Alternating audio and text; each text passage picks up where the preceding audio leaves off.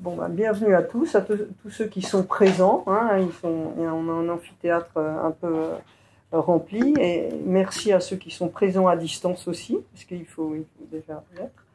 Alors, ben, je suis très heureuse de pouvoir continuer ce séminaire une nouvelle année, hein, puisque c'est la première fois qu'on recommence. Hein. Donc, je vais faire une petite introduction, vous présenter le plan aussi. Alors, pour introduire, on peut dire que l'idée qui préside à ce séminaire va consister à mobiliser les ressources historiques et conceptuelles de la philosophie pour interroger à nouveau frais la notion de santé mentale. Un tel projet peut sembler à première vue assez saugrenu, pour ne pas dire décalé. Hein, comme chacun le sait, la santé mentale se présente aujourd'hui comme une notion médicale, psychiatrique. Un rapide coup d'œil sur l'histoire de cette notion, par exemple, je vous renvoie à Mathieu Bellassène, hein, la santé mentale, indique que celle-ci émerge dans les années 1950, en vue de sortir les malades mentaux du cadre asilaire. Et par extension, elle est devenue une référence de premier plan dans les courants de l'antipsychiatrie. Reste que l'usage de la notion s'est considérablement étendu à partir des années 80, allant jusqu'à servir de mot d'ordre à de nouveaux programmes politiques de santé publique à l'échelle européenne et même mondiale. Mais le but de ce séminaire n'est pas tant d'en reconstruire là ou les généalogies, que d'interroger la teneur proprement conceptuelle de la santé mentale, pour ce faisant mesurer toute la portée philosophique, y compris même là où le mot est absent. Nous prendrons donc le mot santé mentale dans un sens large, et pas seulement social ou médical. Hein. Et ce que l'on peut relever aujourd'hui, c'est l'extension du champ de la santé mentale. Hein. Alors, pourquoi est-ce que le champ de la santé mentale semble s'étendre? Alors, ça peut être dû au fait que les hommes tombent davantage malades, mais ça peut être aussi dû au fait que l'on change la définition de la maladie. Comme le remarque alors Mathieu Bellassène, il remarque que dans le dernier DSM, une tristesse profonde de 2 semaines d'affilée peut exiger un traitement. Alors en fait, à ce moment-là, tout le monde a été ou sera malade. Hein. Voilà, de sorte qu'il faudrait, pour être plus optimiste que cela, en appeler à Leibniz, hein, qui dans sa Théodicée nous invite à remarquer à quel point nous sommes rarement malades et à nous étonner, au contraire, hein, si on veut être optimiste, de ce que nous soyons si souvent en bonne santé. Donc, on parle aujourd'hui beaucoup de la maladie. Et si la santé est silence, hein, je vous rappelle le riche, il faut alors, au vu de nos discours si nombreux sur le mal-être mental, que nous soyons bien malades aujourd'hui pour parler autant de santé mentale. Ce dont on parle, ce qui est mis là devant la scène publique, c'est constamment la maladie. En ce sens, Canguilhem relève, hein, dans un petit livre auquel je vous renvoie, qui s'appelle la santé, concept vulgaire et questions philosophiques, hein, il dit « Ce qui est public, publié, c'est très souvent la maladie. Le malade appelle à l'aide, attire l'attention. Hein. » Et il dit un peu plus loin « La santé, c'est pas seulement la vie dans le silence des organes, mais aussi la vie dans la discrétion des rapports sociaux. Hein. » C'est qu'on ne parle pas de la maladie. Voilà. Bon, donc l'enjeu de ce séminaire vise à chercher en quoi les philosophes peuvent fournir des outils susceptibles de venir nourrir la psychiatrie contemporaine, mais aussi de sonder les raisons pour lesquelles la santé mentale, qui est pour nous une notion très sociale, hein, n'avait pas chez ces penseurs la forme que nous lui connaissons. Alors, pour présenter rapidement cette année, nous allons prendre comme fil rouge l'intersubjectivité. Hein. L'intersubjectivité, donc après cette brève introduction, je vais vous présenter le plan. Alors l'an dernier, on avait suivi un plan, on avait consacré un moment antique, je vous renvoie au visio de l'année dernière, sur la santé de l'âme à Platon, puis les stoïciens et Plotin. On avait eu un moment avec Nietzsche, Canguilhem, Foucault et Kant. Hein. Et enfin, un moment de phénopsie, hein, de psychiatrie phénoménologique, avec Binswanger, autour de Binswanger. Cette année, on va commencer cette première séance d'ouverture par la médecine à l'âge classique, hein, ce qui était absent l'an dernier, donc ça continue bien. Un deuxième moment sur le dialogue entre patients et soignants. Hein. On va s'interroger sur qu'est-ce qui se passe là entre les patients et les soignants. Pourquoi est-ce que c'est pas facile? Pourquoi est-ce qu'il y a une contamination du mal-être? Hein. On passera aussi par la clinique de Laborde, on passera par l'événement psychique avec Catherine Malabou. Et dans un troisième moment, on se demandera si le psychiatre a besoin d'un philosophe. Et là, on interrogera des relations entre psychiatres et philosophes, Medarbos et Heidegger, Binswanger avec l'amour, et puis on terminera par le japonais Bin Kimura. Et on aura l'honneur de terminer avec Françoise Dastur qui viendra nous parler de Bin Kimura, de la pensée japonaise, hein, et pourquoi est-ce que Bin Kimura s'est rapproché de Heidegger et qu'est-ce que ça apporte comme compréhension de la maladie psychique. Voilà, pour cette première introduction. Je laisse la parole à mes consoeurs qui vont aussi... on collabore, en fait, on travaille à 4 cette année, hein, donc j'ai eu du renfort. On travaille à 4 avec Audrey, Vanessa et Julie. Et là, on a Audrey et Julie qui vont vous présenter ce qu'elles feront.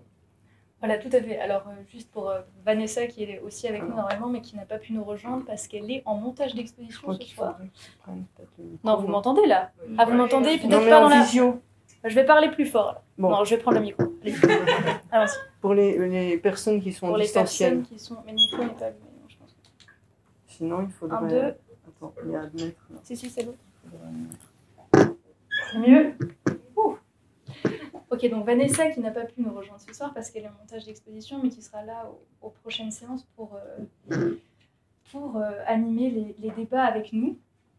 Et du coup, ce qu'on voulait juste vous dire, mais vous n'étiez pas là pour la plupart au séminaire l'année dernière, mais tout de même, mettre l'accent sur le fait qu'on voulait un petit peu renouveler l'esprit du séminaire pour qu'il soit plus mouvant, moins hiérarchisé, porté en tout cas par l'idée que la connaissance doit circuler, doit se déployer, l'objectif étant, dans une certaine mesure bien sûr, d'allier le fond, à savoir les relations intersubjectives dont vient de parler Eva, et la forme que va prendre ce séminaire.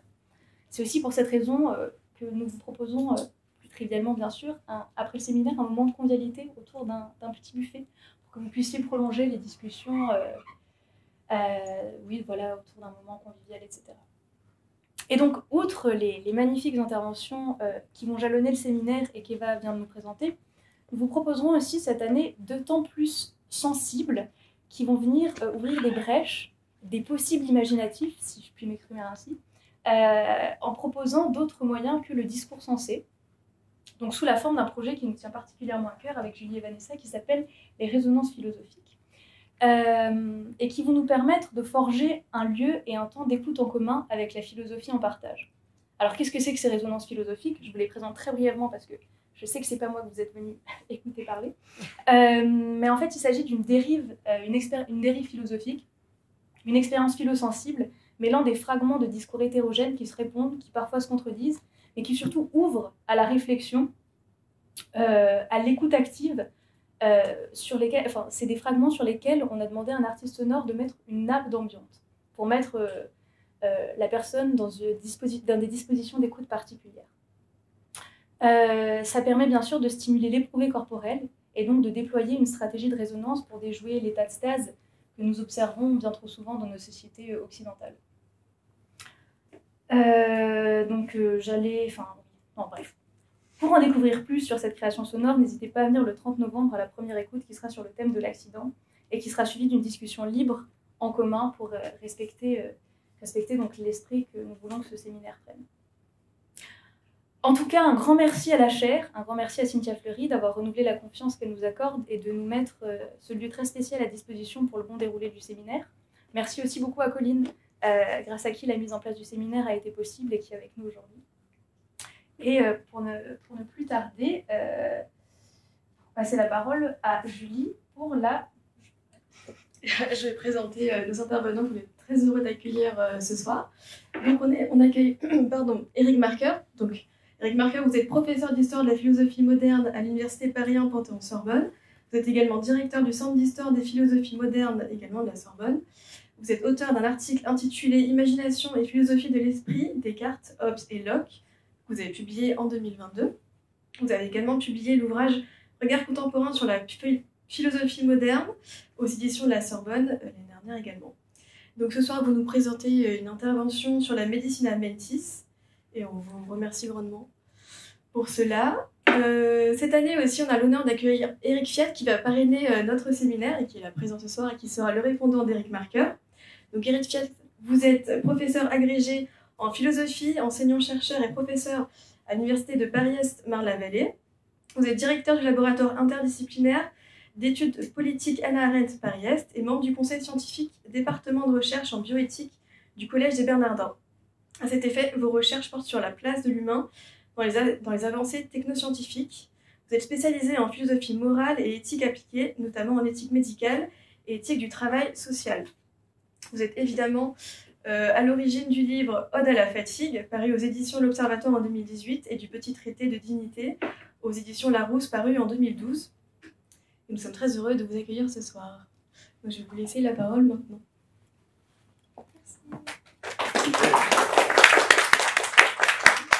Bien, bonsoir. Merci beaucoup à Eva Liévin pour son accueil et pour sa présentation.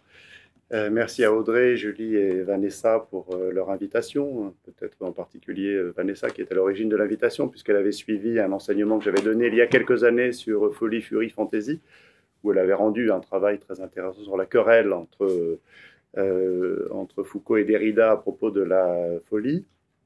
J'avais relu ce travail avant de venir, mais donc vous pourrez lui dire que je l'ai lu et que je l'ai relu. Voilà.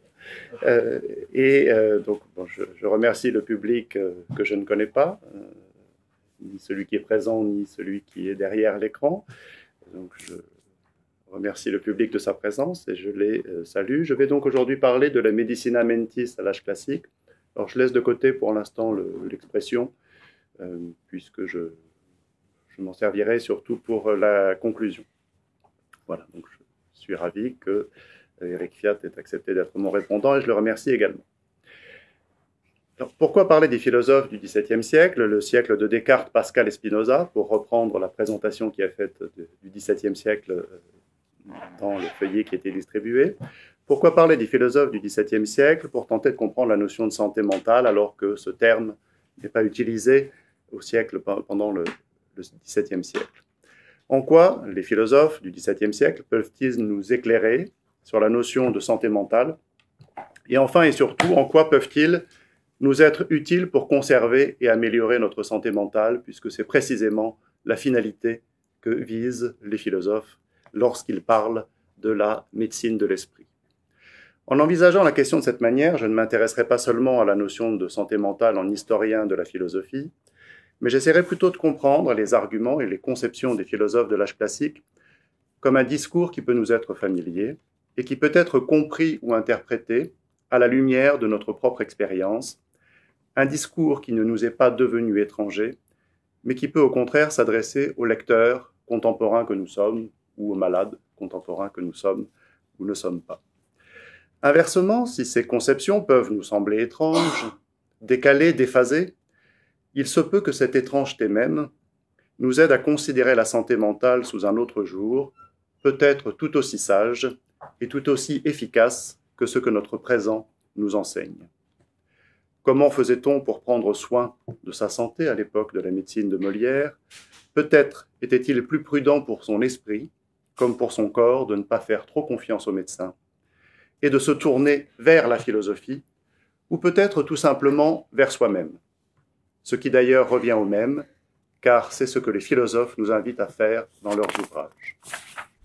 Se tourner vers soi-même pour prendre soin de soi et de son esprit, c'est précisément ce à quoi je vais réfléchir aujourd'hui avec vous. Mais je voudrais d'abord redéfinir et élargir la période choisie pour cet exposé et qui correspond parfois à ce qu'on appelle l'âge classique. Ce qui correspond à ce que l'on appelle parfois l'âge classique. Je ne parlerai donc pas du XVIIe siècle, comme s'il introduisait une rupture, ou comme si on pouvait le distinguer de manière spécifique, en isolant ce que l'on appelle le moment cartésien. Je voudrais en effet plutôt élargir et considérer une période ou une séquence qui va de Montaigne à Hume, c'est-à-dire de la fin de la Renaissance à l'époque des Lumières, et en choisissant donc volontairement deux auteurs sceptiques, ce qui a toute son importance de mon point de vue, en particulier lorsque l'on parle de la santé mentale. Si je veux commencer par Montaigne, c'est bien sûr parce que la démarche des essais indique précisément cette voie que j'ai évoquée. Se tourner vers soi-même grâce à une démarche réflexive qui est celle de l'écriture elle-même. Mais la démarche n'est pas celle d'une introspection, c'est-à-dire d'un examen de l'intérieur, comme s'il s'agissait d'aller chercher au fond de l'âme la vérité sur nous-mêmes. Non, pour Montaigne, il s'agit plus simplement de porter un regard attentif sur soi-même ou de s'épier soi-même. Je cite Montaigne au livre 2 des Essais, chapitre 17. « De moi, j'aime mieux être importun et indiscret que flatteur et dissimulé. » Être importun et indiscret avec soi-même, c'est le commencement de la connaissance de soi. Chercher la vérité sur soi-même grâce à l'écriture, c'est donc entreprendre un récit, une description. C'est rendre compte d'une expérience. En ce sens, la démarche n'est pas celle de l'introspection, mais plutôt une manière de se considérer comme un être étrange et étranger, un monstre et un miracle, dont je saisis tout d'abord l'étrangeté admirable, et c'est de cette expérience de ma propre étrangeté que je témoigne dans le livre que j'écris. Je cite Montaigne, « Je n'ai vu monstre et miracle au monde, plus express que moi-même. » Porter sur sa santé mentale un regard de philosophe, pour reprendre le beau titre donné au séminaire, c'est donc tout d'abord prendre la mesure de sa propre étrangeté, mais aussi de sa propre fragilité. C'est considérer la force des influences ou des causes extérieures qui peuvent altérer la santé de mon esprit. Précisément parce que mon état est changeant et que la description de ce que je suis me rend attentif à ces changements, il convient d'être prudent et notamment de prendre garde aux puissants effets de l'imagination. C'est le sens du texte sur la force de l'imagination, au chapitre 20 du livre 1 des Essais, au chapitre 21 du livre 1 des Essais, où Montaigne décrit, à partir d'exemples, réels ou fictifs, mais tous plausibles, les effets de l'imagination. Son impression me transperce, dit-il. L'imagination n'est pas une faculté de libre invention, mais plutôt une impression vive qui frappe mon esprit, une émotion forte. L'imagination est une force qui peut s'exercer sur son propre corps ou sur le corps d'autrui. Cette définition peut sembler aujourd'hui singulière, mais les exemples de Montaigne sont éclairants et ils rendent parfaitement compte des effets de l'imagination dans l'expérience. Fortis imaginatio generat cassum, selon une formule citée par Montaigne au début du chapitre. Une imagination forte produit l'événement. Mais qu'est-ce qu'une imagination forte? C'est tout d'abord une capacité d'agir et d'affecter, mais aussi une capacité d'être affecté. Ainsi, pendant le sommeil et dans le rêve, car les rêves sont les imaginations de ceux qui dorment, comme l'écrit Hobbes au chapitre 2 du Léviathan. Ainsi donc, pendant le sommeil et dans le rêve, il est aisé de constater les effets des rêves érotiques sur le corps, lorsque l'esprit nocturne vagabonde et accomplit en rêve ce que le désir aimerait assouvir pendant la veille. Je cite à nouveau Montaigne, « Et la jeunesse bouillante s'échauffe, si avant en son harnais, tout endormie, qu'elle assouvit en songe ses amoureux désirs. » Ce phénomène était déjà merveilleusement et tout aussi poétiquement décrit par Lucrèce, au livre 4 du De Natura Rerum. Dans un passage que cite également Montaigne, je cite Lucrèce cité par Montaigne, « Dans l'illusion d'avoir consommé l'acte, on répand à large flot cette liqueur et on en souille son vêtement. » L'exemple illustre parfaitement, on l'aura compris, ce que signifie imaginatio fortis generat cassum. Ici, l'imagination du dormeur, rêveur, produit l'événement et exerce une force sur le corps, à moins que cela ne soit le corps qui exerce une force sur l'esprit. Mais comme l'écrit Montaigne toujours dans le même chapitre, l'imagination est liée, je cite, selon la fameuse expression, à l'étroite couture de l'esprit et du corps, s'entrecommuniquant leur fortune.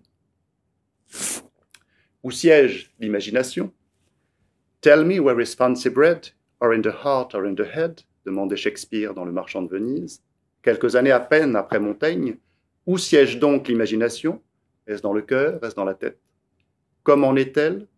Comment se nourrit-elle? Demande encore Shakespeare dans une suite de questions posées sous la forme d'un air chanté. Reply, reply, demande le personnage. Mais la réponse reste énigmatique. L'imagination s'engendre dans les yeux, elle se nourrit de regards. Et l'imagination meurt dans le berceau qu'elle habite. Fancy dies in the cradle where it lies. Et la chanson s'achève sur une note de mystère Ding dong bell, ding dong bell. Pour Montaigne, assurément, l'imagination est liée au corps. Et c'est dans ce corps que, comme il l'écrit toujours dans le même passage, il sent ce qu'il appelle l'effort de l'imagination.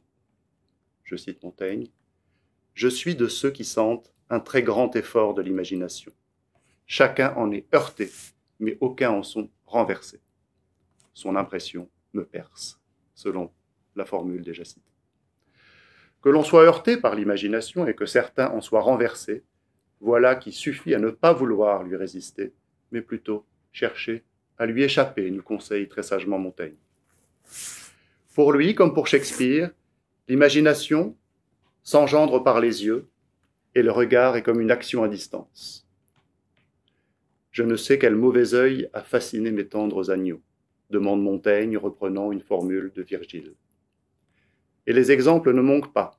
Les exemples ne manquent pas, Montaigne les trouve dans ce qu'il appelle les histoires que j'emprunte. Certains exemples prennent la forme de proverbes ou de maximes, comme une sorte de leçon tirée de l'expérience. Ainsi, un tousseur continuel irrite mon gosier, nous dit Montaigne, il suffit de voir quelqu'un qui tousse pour tousser à son tour. Mais d'autres exemples ont une forme plus narrative et s'inspirent de récits plus ou moins légendaires et de paroles rapportées. Ainsi, nous dit Montaigne, l'ancienneté a tenu de certaines femmes en Scythie, en Asie orientale donc, qu'animées et courroucées contre quelqu'un, elles le tuaient du seul regard. Les tortues et les autruches couvent leurs œufs de la seule vue. Et quant aux sorciers, on les dit avoir des yeux offensifs et nuisants. Je ne sais qui fascine mes tendres agneaux. De fait, l'ensemble du chapitre est truffé ou cousu d'exemples et d'histoires, d'anecdotes. Montaigne se souvient, ou semble se souvenir, d'un médecin, Simon Thomas, qui voulait amener Montaigne voir un malade à Toulouse, un riche vieillard pulmonique, afin que la vue du jeune visage de Montaigne améliore sa santé et favorise la guérison du vieillard. Mais nous dit Montaigne, il oubliait que la mienne s'en pourrait empirer aussi. Il nous rapporte aussi l'histoire d'un médecin devenu fou, à force d'étudier les fous, et évoque également les effets mortels de la peur. Je cite Montaigne, toujours dans le même chapitre. « Gallus Vibius banda si bien son âme à comprendre les essences et les mouvements de la folie, qu'il emporta son jugement hors de son siège, sic onc, puis il ne l'y peut remettre. Et ce pouvoir vanté d'être devenu folle par sagesse. Il y en a qui de frayeur anticipent la main du bourreau, et celui qu'on débandait pour lui lire sa grâce se trouva raide mort sur l'échafaud du seul coup de son imagination. On pourrait multiplier les exemples de ces cas singuliers rapportés par les compilateurs du XVIe siècle et qui montrent la force exorbitante de l'imagination. On pourrait entrer dans le texte des essais, s'y perdre pour ne plus en sortir, car il y a, on le sait, dans la forme même de l'essai quelque chose de monstrueux, une puissance du texte par laquelle Montaigne communique la force de son imagination. Cela lui vaudra d'ailleurs la critique de Malebranche, au livre 2 de la recherche de la vérité, un livre entièrement consacré à l'imagination. Malebranche, qui, en tout critiquant Montaigne, reprendra pourtant de nombreux éléments qu'il avait mis en évidence. Pour ne pas me perdre donc dans Montaigne, ni perdre l'attention de mes auditeurs, je voudrais donc tirer quelques conclusions de cette première référence qui constitue le point de départ de mon analyse. Et je voudrais également justifier ce point de départ et expliquer pourquoi j'ai commencé par Montaigne pour parler de la santé mentale. Au fond, toute la suite de mon exposé se présentera comme un développement des conséquences que l'on peut tirer de cette première référence à Montaigne. Tout d'abord, commencer par Montaigne est pour moi une manière d'indiquer, sans pouvoir le développer, que le lien profond établi entre connaissance de soi et étude de l'imagination, par l'auteur des essais, va marquer durablement et profondément les auteurs du siècle suivant. Descartes, Hobbes, Gassendi, Pascal, Malebranche, Locke, Spinoza. Tous ces auteurs vont, tout comme Montaigne, prendre pour objet de réflexion la puissance de l'imagination. Même si l'imagination est souvent au XVIIe siècle, en particulier pour Malebranche et Pascal, une puissance trompeuse, l'essentiel est de comprendre qu'il n'y a pas de discours sur l'homme, de science de l'homme, ni de sagesse, sans connaissance de l'imagination, sans connaissance de sa propre imagination. L'imagination n'est pas un simple préalable, mais le lieu même dans lequel se constitue le discours sur l'homme. Pourquoi insister sur ce point? Pourquoi placer l'âge classique sous le signe de Montaigne, alors qu'il n'est pas certain qu'il y appartienne? Eh bien, tout simplement pour montrer ou suggérer que la raison des classiques n'est pas cette raison froide et normative, cette raison qui exclut la folie selon la perspective dessinée par Foucault dans l'histoire de la folie et l'âge classique.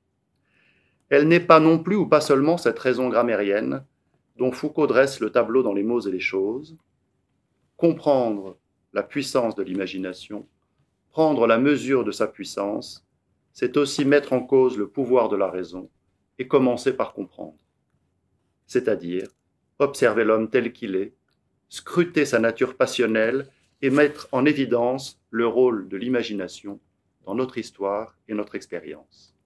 Ou pour le dire autrement, c'est rendre compte de la part d'imaginaire dans nos expériences.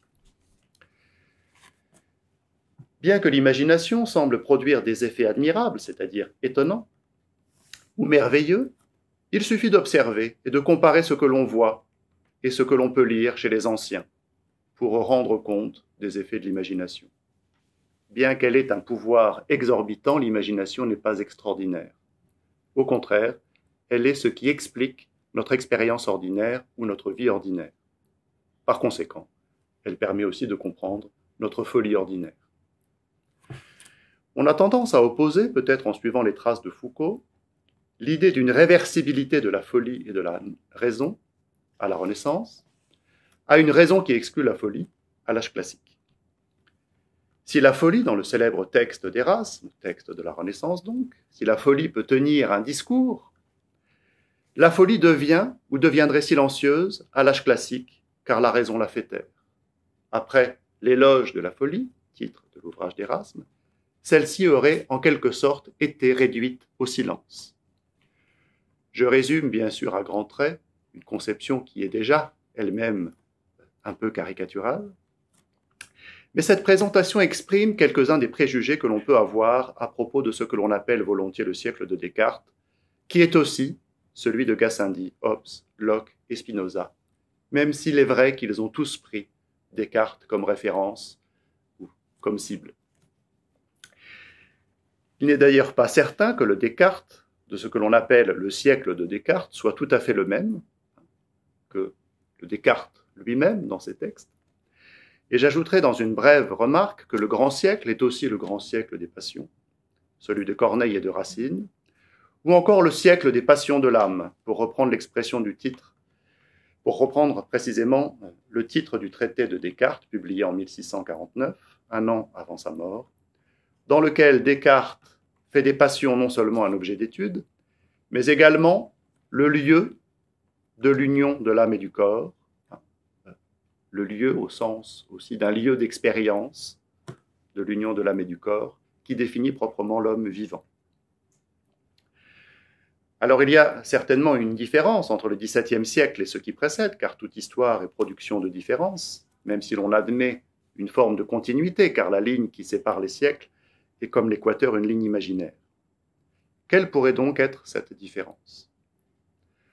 On ne trouvera pas, chez les auteurs du XVIIe siècle que j'ai cités, de discours général sur la folie des hommes ou leur sagesse, à mon sens. En revanche, la question de la puissance de l'imagination et de la puissance de ses effets détermine l'imagination comme cause, et conduit à s'interroger aussi sur les facteurs qui agissent sur l'imagination et déterminent ses forces, ses formes et ses transformations. À l'idée d'une exclusion de la folie par la raison, qui aurait été exprimée par la formule de Descartes dans la première méditation, « Et quoi, ce sont des fous ?» il faut opposer, j'en suis convaincu, l'idée que le rôle accordé à l'imagination, dans l'étude de l'homme, permet au contraire de penser le passage de la raison à la folie, en restituant grâce à l'analyse des causes et à l'étude de la formation des perturbations de l'imagination, la continuité qui mène insensiblement de la raison à la folie.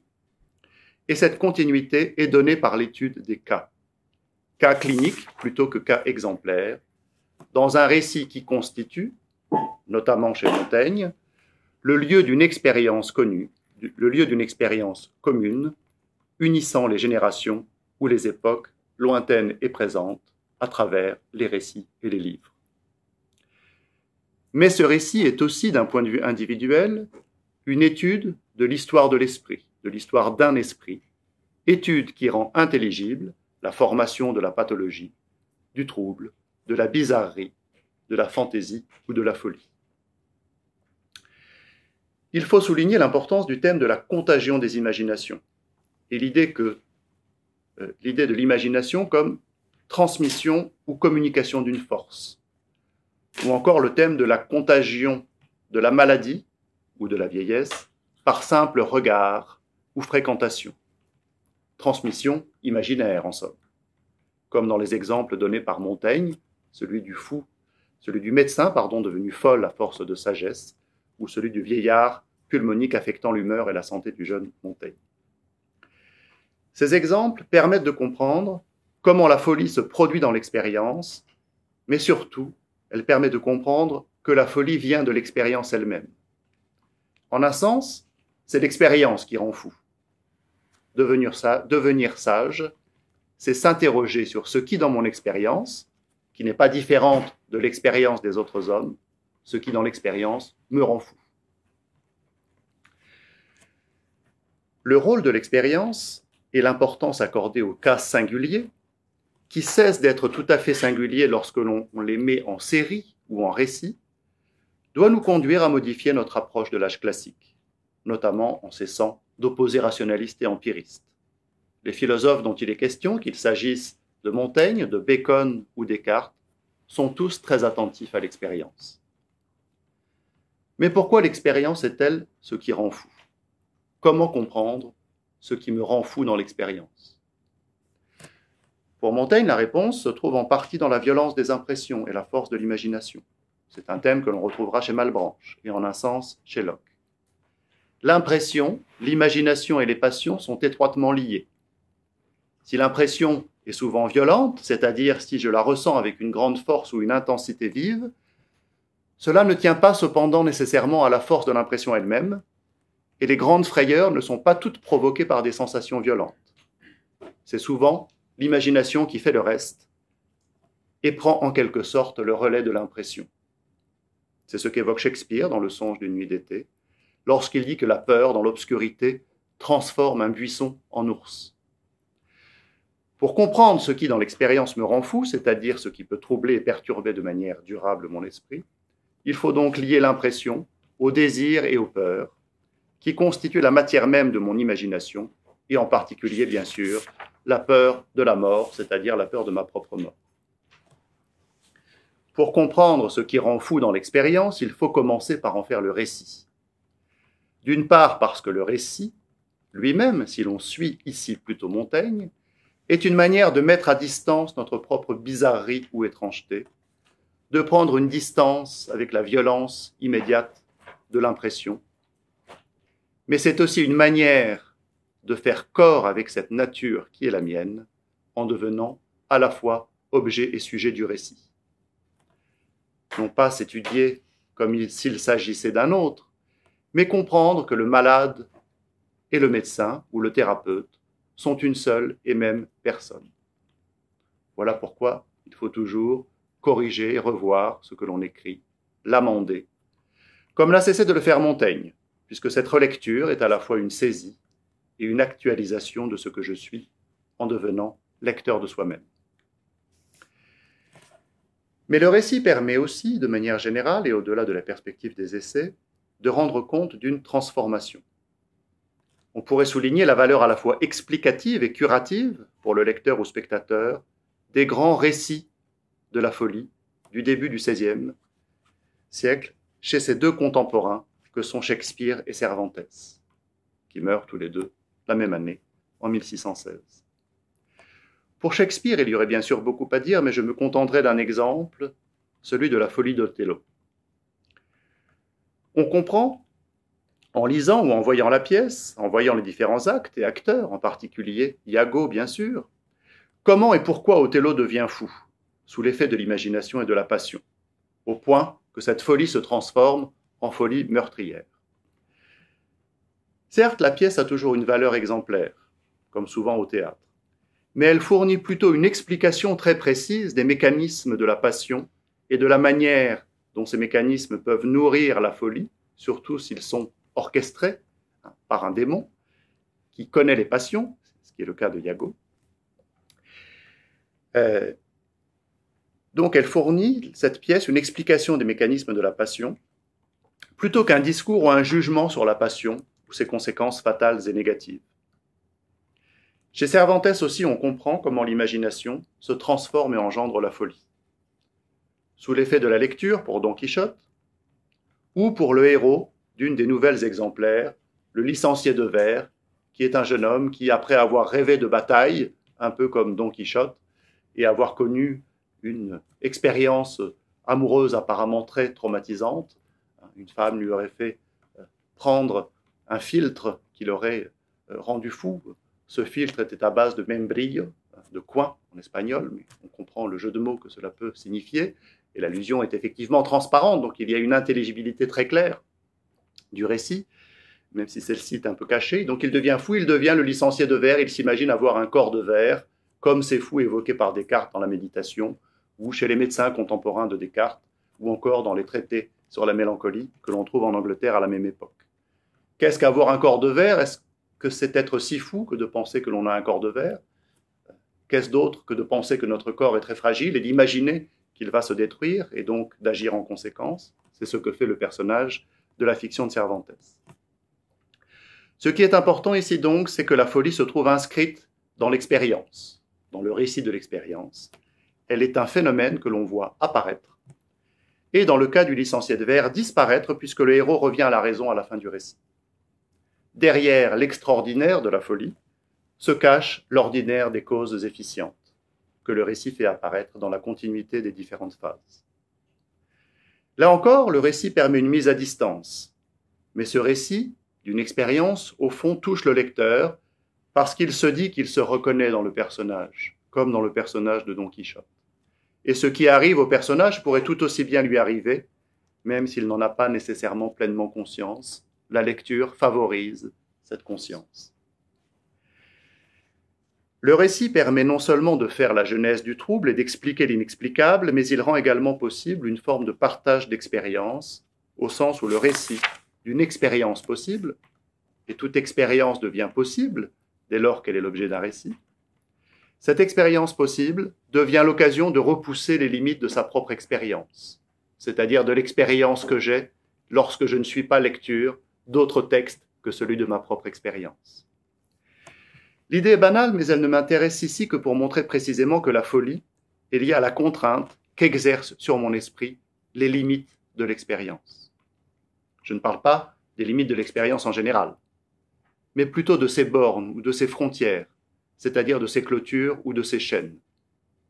Si pour comprendre la folie, on cesse de la considérer comme extraordinaire, ce n'est pas pour en faire un phénomène ordinaire que la raison pourrait appréhender et dont elle pourrait s'emparer, mais plutôt pour comprendre précisément que la folie est la conséquence de l'ordinaire de mon expérience ou d'une expérience trop ordinaire. Aussi le sujet dont il est question, je veux parler des sujets de la folie, décrits et analysés dans les récits. Ces sujets sont précisément des individus enfermés dans l'ordinaire de leur expérience ou affectés comme Don Quichotte par le décalage entre le caractère extraordinaire de l'expérience imaginée et le caractère ordinaire et insignifiant ou proprement indescriptible de leur expérience. En un lugar de la Mancha cuyo nombre no quiero acordarme, dans une bourgade de la Manche dont je ne veux pas me rappeler le nom, selon la très célèbre première phrase du Quichotte. De Don Quichotte, donc, avant qu'il ne devienne Don Quichotte, on ignore même jusqu'à son nom exact, qui demeure incertain. De Don Quichotte, on ne pourra faire aucun récit. Avant que le récit ne commence, son identité n'avait de place dans aucun récit, si ce n'est dans les récits extraordinaires qu'il lit dans les romans de chevalerie. Cependant, en réalité, on pourrait dire aussi que l'imagination de Don Quichotte est elle-même très ordinaire. Elle ne peuplée que d'un seul type d'être, car il ne lit qu'un seul type de livre. Même s'il est vrai qu'il a la manie de lire tout ce qu'il trouve, y compris les papiers qu'il trouve par terre, comme s'il était, dans le monde, à l'affût du moindre texte et du moindre sens. Quoi qu'il en soit, son intelligence et son imagination, l'ingenium de l'ingenioso Hidalgo, est de nature obsessionnelle, et ses idées sont plutôt des idées fixes. L'idée de la folie comme expérience limitée ou contrainte est précisément ce qui, chez Locke, John Locke, à la fin du XVIIe siècle, permet de penser l'ordinaire de la folie. Tel l'âne qui tourne autour de son pieu, lorsqu'il est attaché, qui ne peut élargir ses perceptions et augmenter le nombre et la variété de ses idées, celui qui est affecté par ce que Locke appelle l'association des idées, est lui aussi enchaîné à une expérience qui le ramène à la violence d'une impression dont il n'a plus souvenir.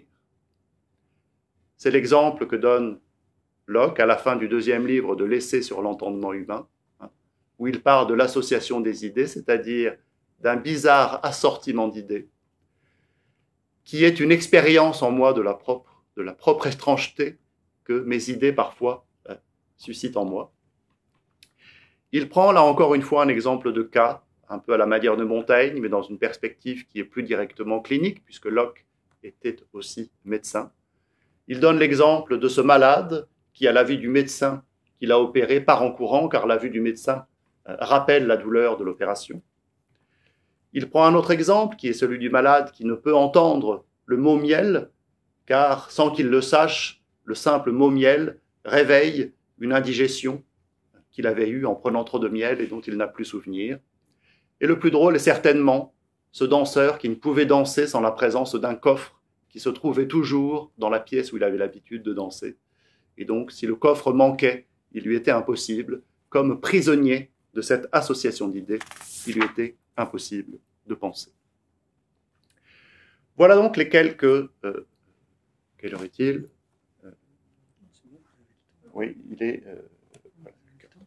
Donc voilà les quelques pistes que j'ai voulu suggérer à partir de Montaigne et des liens que j'ai indiqués de manière très partielle et très partiale avec Locke essentiellement et avec la littérature plus ou moins contemporaine de Montaigne. Donc je voudrais maintenant en conclusion et pour amorcer une discussion et peut-être la deuxième phase de l'intervention, je verrai si il y a une pause avant que l'on aborde les textes auxquels j'ai songé, ou bien si je distribue directement les textes, vous me direz. Donc je voudrais revenir sur la question que j'ai posée, à savoir la question du rapport entre santé mentale et medicina mentis. Donc medicina mentis, médecine de l'esprit. Le titre est emprunté à un ouvrage d'un certain Tschirnhaus, qui est un contemporain et disciple de Spinoza. Alors ce qui est frappant, c'est que la medicina mentis n'est pas un ouvrage de médecine, mais c'est un ouvrage de logique, dans la tradition des arts de pensée. Mais il y a dans l'art de penser et dans la méthode qui doit, grâce à la philosophie, apprendre à bien penser, quelque chose qui relève de la médecine de l'esprit. Alors je pense que pour comprendre eh bien, cette évidence qui est perdue de nos jours, à savoir l'idée qu'apprendre à bien penser pourrait favoriser notre santé mentale, ce n'est pas du tout certain. Il y a aussi cette idée, bien évidemment, que la mélancolie elle-même est produite bien par un excès de pensée, mais évidemment, trop penser, c'est mal penser. Et donc les auteurs dont je vais parler très rapidement, ici essentiellement Descartes et Spinoza, au contraire enracinent la pensée dans l'expérience et lient ce que Descartes et Locke appellent la conduite de l'entendement ou la direction de l'esprit, ce que Spinoza appelle la réforme de l'entendement. Donc il lie cette perspective qui est liée à l'entendement à une forme d'éthique, c'est-à-dire à la recherche d'une meilleure vie, d'une vie bonne, et l'art de penser est directement lié à la conduite de la vie, c'est-à-dire, comme chez Montaigne et un grand nombre d'auteurs que j'aime beaucoup mais dont je ne pourrais pas parler, essentiellement anglais, en particulier Hobbes, considère que le réfléchir de manière éthique ou dans le cadre d'une éthique, c'est essentiellement observer le mouvement des passions et de ses propres passions. Alors je voudrais citer 2 textes et donner quelques éléments de commentaires. Donc je pense que je distribue les textes maintenant, et puis on fera peut-être les questions, on passera aux questions après peut-être. Voilà, donc il s'agit de 2 textes. Qui sont en visio, peut-être pour ceux qui sont à distance, indiquer les références des textes. Oui, tout à fait. Alors, il s'agit de 2 textes. Le premier texte, c'est la lettre à Newcastle, la lettre de Descartes à Newcastle. Je ne savais pas qu'il y avait des gens en visio. Oui. J'aurais pu peut-être faire partager l'écran. Voilà. Oui. C'est vrai. Mais bon, disons que ce que je vais en dire, ce que je vais en commenter, tient dans des formules brèves, je pense, qui seront relativement audibles à l'écran. Octobre 1645. Voilà, donc la lettre au marquis de Newcastle, d'octobre 1645, lettre de Descartes à Newcastle. Et le deuxième texte est un texte certainement plus célèbre, qui est le tout début du traité de la réforme de l'entendement de Spinoza. Oui, j'adore ce texte. Oui, c'est un texte admirable. Alors, le début du traité. Je voudrais tout d'abord justifier la référence à Descartes et ensuite dire quelques mots de Spinoza. Alors, je voudrais mettre en rapport ce que dit Descartes et une formule de Hobbes. Alors, je vais d'abord parler de la formule de Hobbes. Au début du Léviathan, Hobbes présente son livre en disant que pour devenir sage, pour se connaître soi-même, il faut mieux lire les livres et pas simplement lire les hommes. Et il traduit la formule qu'il redonne, la célèbre maxime socratique « connais-toi toi-même », qu'il cite en grec, et qu'il cite en latin, pardon, « noscete ipsum », mais il l'a traduit en disant « lis-toi toi-même ». Lis-toi toi-même. On pourra développer et montrer qu'il y a une inspiration montaignienne derrière. En tout cas, c'est cette idée, bien évidemment, que l'éthique passe non seulement par la connaissance de soi, mais peut-être par un livre, puisque la meilleure façon de se lire soi-même est encore d'écrire son propre livre, ce que fait Hobbes. Donc cette référence ou cette traduction de l'adage par Hobbes, « read thyself », « lis-toi toi-même », me semble être assez exemplaire du précepte éthique autour duquel pourraient s'unir, pour une fois, alors qu'ils n'étaient souvent pas d'accord, Descartes et Hobbes, et en un sens Spinoza. Et je mettrai donc en rapport cette maxime de Hobbes avec ce précepte, ce conseil étrange que nous donne Descartes dans la lettre à Newcastle, où il pense que chaque homme, avec un peu de sagesse, peut devenir médecin de soi-même. Alors je lis le texte de Descartes.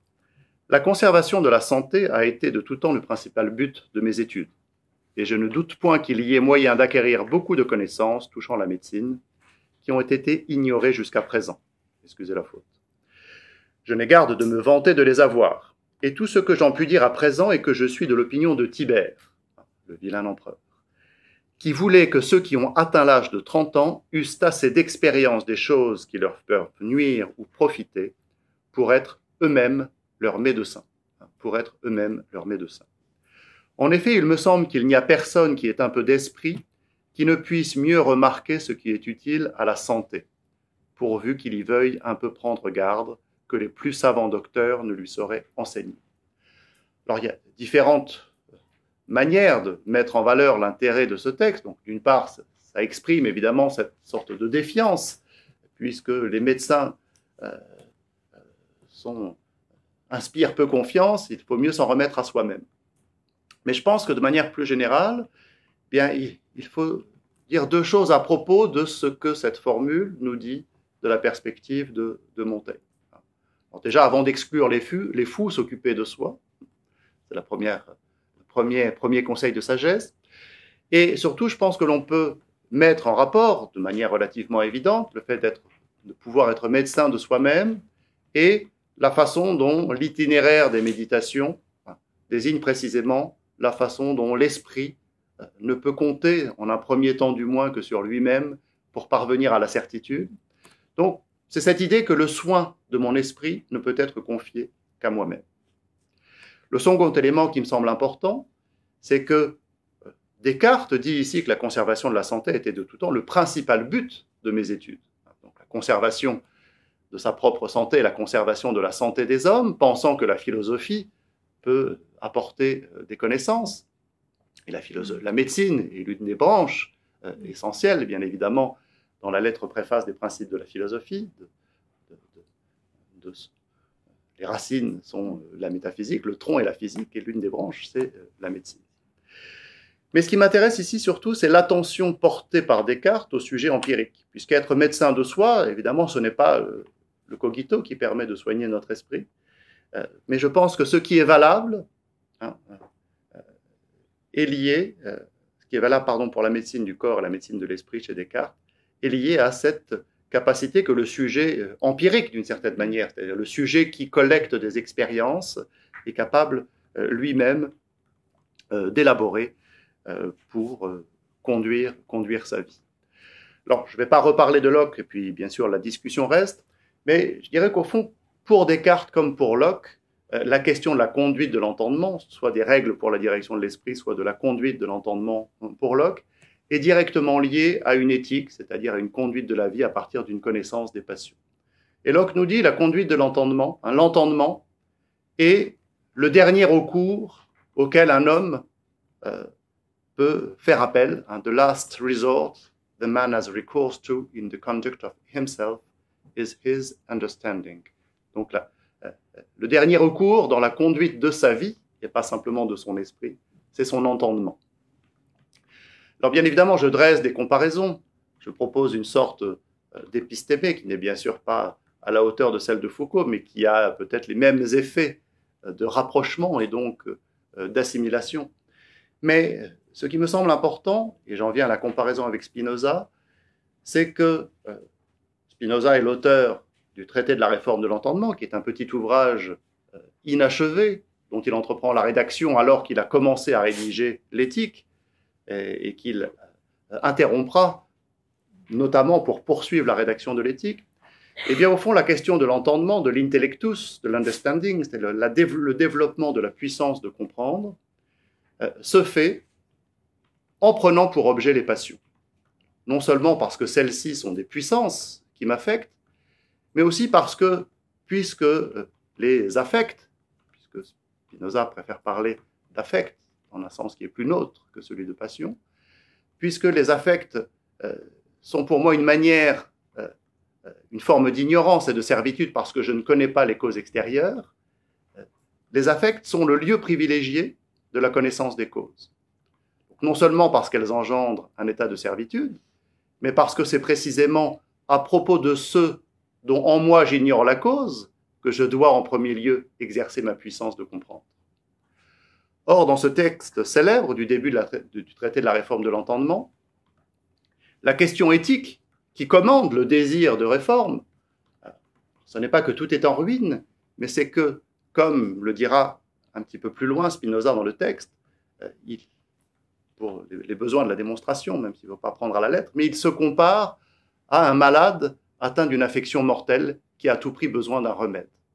Donc, cette conception de la médecine, soit comme permettant de conserver la santé, ou alors comme une forme de salut, comme de remède, dans lequel il faut avoir confiance en savoir exactement ce qui se produira, est exactement ce dont il est question dans l'extrait de Spinoza, que je ne lirai pas entièrement, même si on peut ensuite reprendre la lecture.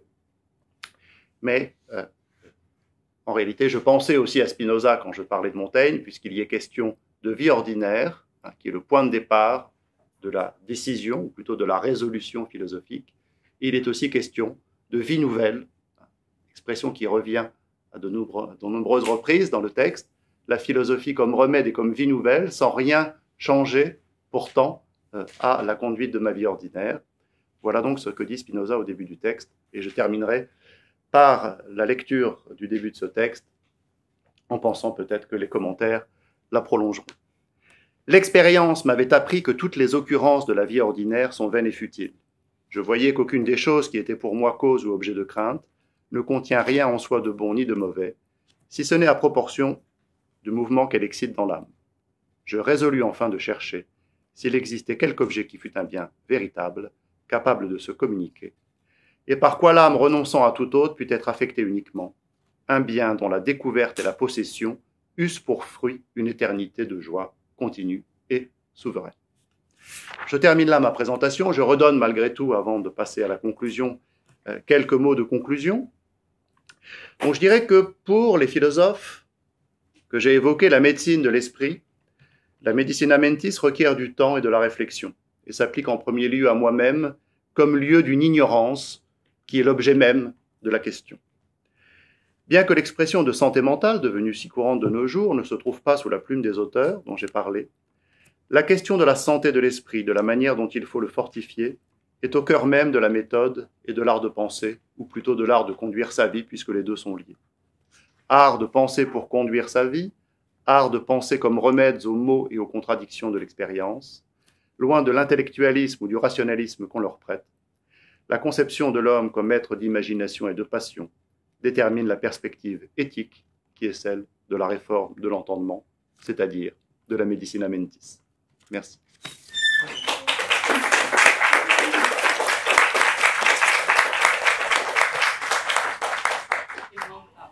Voilà, me voilà investi de deux tâches qui m'honorent beaucoup. Je suis à la fois parrain et répondant. Je vais essayer d'être à la hauteur de ces deux tâches. Mon premier mot sera un mot de gratitude à votre égard, chers collègues, pour la façon, je dirais, à la fois rigoureuse et souple qui fut la vôtre de remettre en cause la représentation, je dirais, scolaire du siècle classique comme siècle de la raison. Car j'ai vraiment le goût de vous avoir entendu, d'une part, fait commencer ce siècle plus tôt et s'éteindre plus tard que cette représentation ne nous l'avait appris. D'autre part, le goût de cette façon que vous avez eue d'utiliser autant de références littéraires que philosophiques. Vraiment, merci beaucoup pour Shakespeare, merci pour Cervantes, tous auteurs qui nous apprennent qu'il ne faut pas séparer la folie et la raison selon un cadastre trop bien découpé. À cet égard, je vous rappelle la formule que vous devez connaître, que Francis Ponge aimait beaucoup citer. En fait, je la croyais de Ponge, mais elle est de Maldinet. Le classicisme n'est que la corde la plus tendue du baroque. C'est génial, ça. Et donc, cette idée d'un siècle baroque fou et d'un siècle classique raisonnable est annulée par une formule de ce genre. Qu'il ne faille pas séparer la raison et la folie selon un cadastre trop bien découpé. Pour moi, ça a été dit par deux autres auteurs que je ne prends pas également au sérieux, mais enfin, on peut les citer. C'est Chesterton qui dit « Le fou n'est pas celui qui a perdu la raison, c'est celui qui a tout perdu, sauf la raison. » L'autre auteur, c'est Salvador Dali qui disait « La seule différence entre un fou et moi, c'est que je ne suis pas fou. » Il y a là de quoi admirer. Mais plus sérieusement, un petit mot pour me réjouir que vous ayez parlé de Montaigne, un petit mot pour m'étonner que vous n'ayez pas parlé de Pascal, et une question au sujet de Descartes. Merci vraiment pour Montaigne, parce que vous avez cité de très belles pages. Moi, une de celles qui m'émeut le plus, qui pose la question des rapports entre raison et folie, vous savez, c'est la page où Montaigne est allé voir le poète Le Tasse, qui est devenu fou, et qui est dans un hôpital. Et à ce moment-là, Montaigne écrit « Qui ne sait combien est imperceptible le voisinage d'entre la folie avec les gaillardes élévations d'un esprit libre. Infini esprit se trouve réduit par sa force et souplesse. Clarté qu'il a aveuglée, exacte étendue appréhension de la raison qu'il a mis sans raison. Curieuse et laborieuse quête des sciences qu'il a conduit à la bêtise. » Ce passage est assez bouleversant et au fond ce que Montaigne en tire comme idée, c'est que les extrêmes se touchent et que l'affluence de l'homme est telle que la raison la plus maîtrisée peut devenir folie, l'intelligence la plus éclairée peut devenir bêtise. Et au fond le raisonnement est assez simple, celui qui sent l'estrangeté en lui, celui qui sent la différence en lui peut comprendre la différence en l'autre, peut comprendre l'estrangeté en l'autre. Celui qui se sent un, eh bien,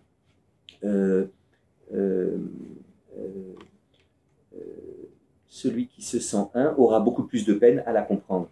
Et voilà ce qu'il écrit aussi, Ce que nous appelons monstres ne le sont pas à Dieu, qui voit en l'infinité de son ouvrage l'infinité des formes qu'il a comprises, et est à croire que cette figure qui nous étonne, se rapporte et tient à quelque autre figure de même genre inconnue par l'homme. Nous appelons contre nature ce qui advient contre la coutume.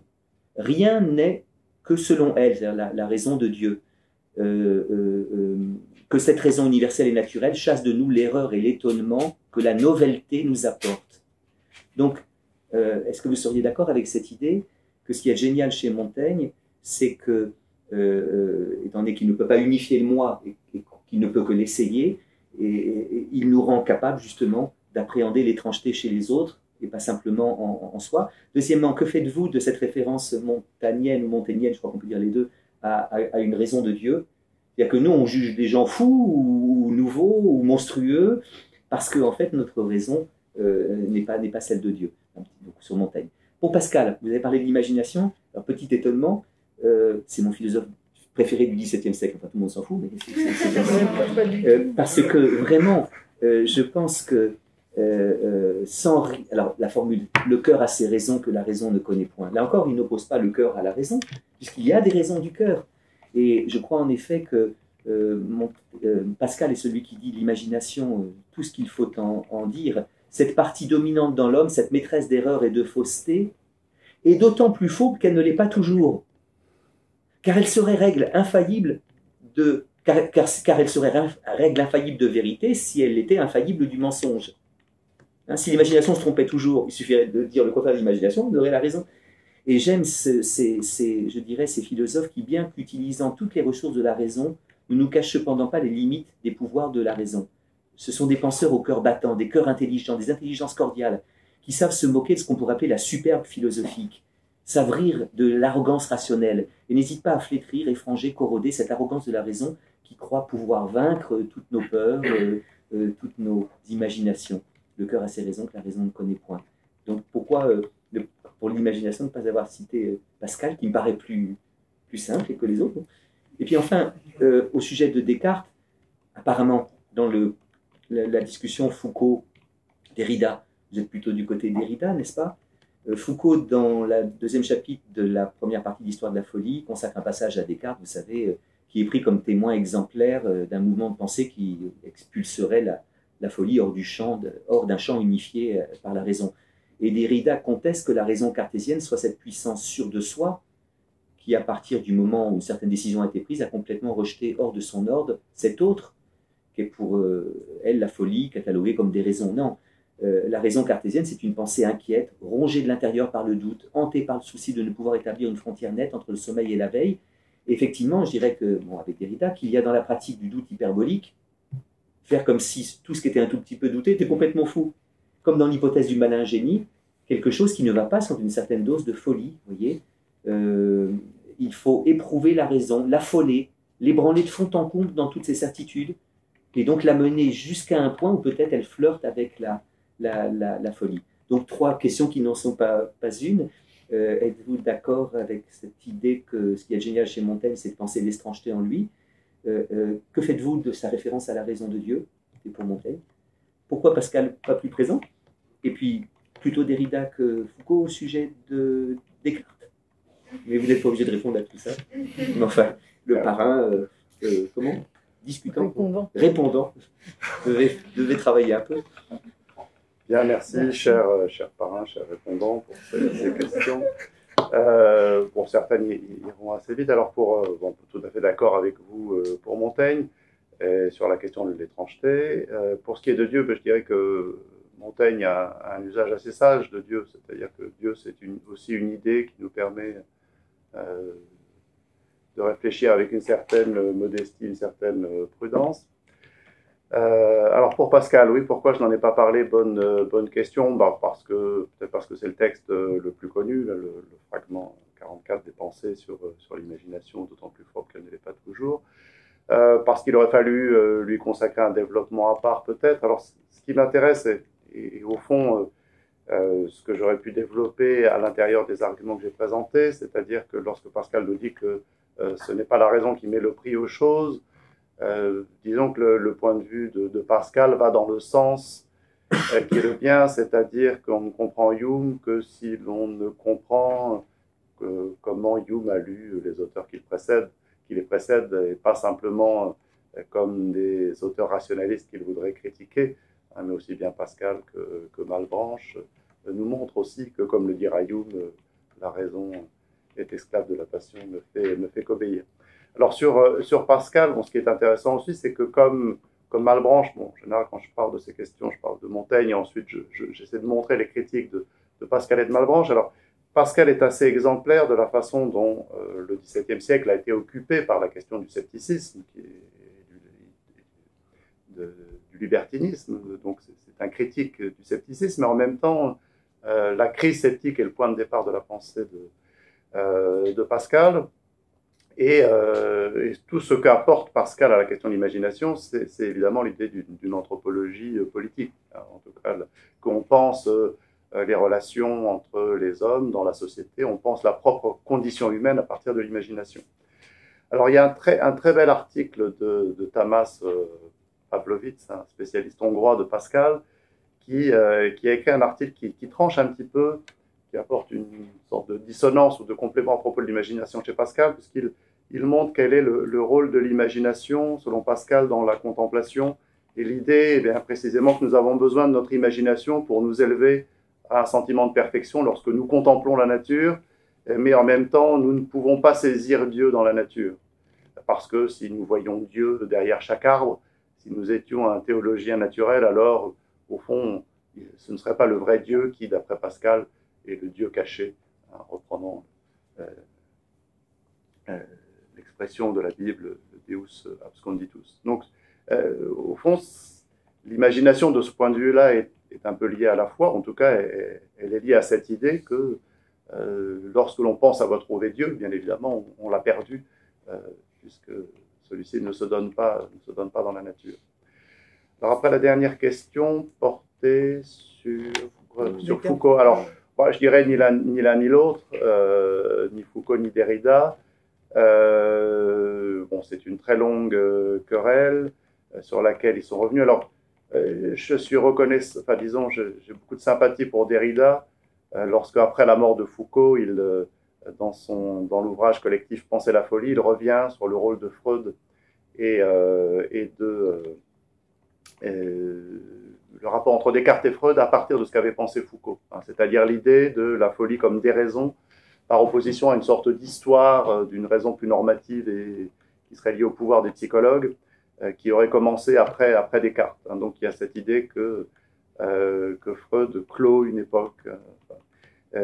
Donc cette perspective-là, à propos de Derrida, me semble intéressante. Après, pour le reste, j'avoue que dans les différents moments de la querelle, j'ai tout de même été assez impressionné par la démarche de Foucault qui consiste à dire je ne m'occupe pas de philosophie, et quand on le critique, de proposer un commentaire de la première méditation avec un usage et un commentaire des textes qui au fond, à mon avis, l'emporte en clarté de mon point de vue sur Derrida.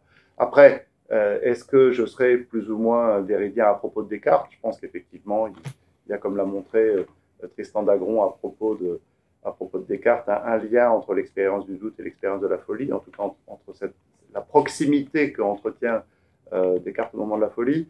Mais moi, si je suis cartésien, bien que je sois plutôt empiriste, mais on a vu que ce n'était pas nécessairement incompatible, mais si je suis plutôt cartésien, c'est au sens où, précisément, le moment du doute, comme ce qui permet de conduire à la certitude, n'est pas le moment de l'exclusion de la raison, mais ce moment où, précisément parce que je doute, je ne suis pas fou. Hein. Donc cette possibilité de douter, qui n'exclut pas par ailleurs une certaine proximité avec la folie, fait la force du doute cartésien. Mais oui, je me réserve le droit de dire que je me tiens à égale distance, comme l'âne de Buridan, entre Foucault et Derrida. Vous faites bien. Merci beaucoup.